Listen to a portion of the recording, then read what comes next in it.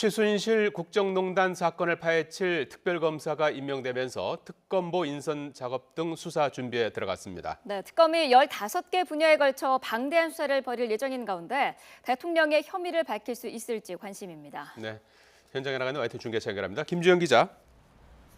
네, 검찰 특별수사본부가 마련된 서울중앙지방검찰청입니다. 예, 어제 오후 특별검사가 임명됐는데요. 이제 특검은 어떤 과정을 거치게 됩니까?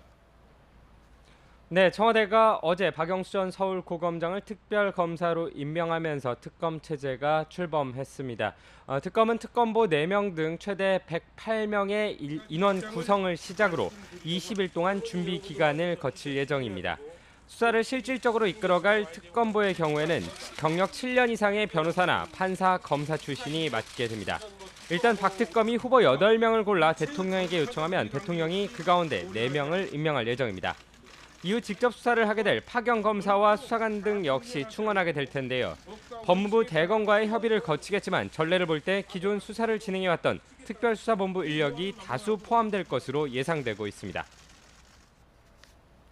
네, 특검의 수사는 어떤 부분을 중심으로 진행되게 됩니까?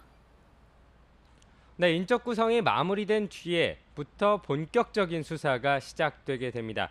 이번 특검은 인원수만큼이나 수사 범위도 방대해서 슈퍼 특검이라고 불리고 있습니다. 기본적으로 특검은 최순실 씨의 국정농단 사건 전반과 관련된 15개 대상에 대해 수사를 할 수 있습니다.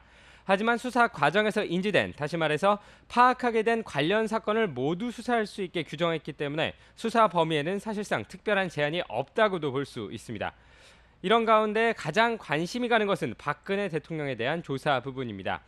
청와대가 특검에 적극 협조하겠다고 밝혀온 만큼 검찰의 요구에 여러 차례 거부했던 대면 조사가 진행될 것으로 보이는데요.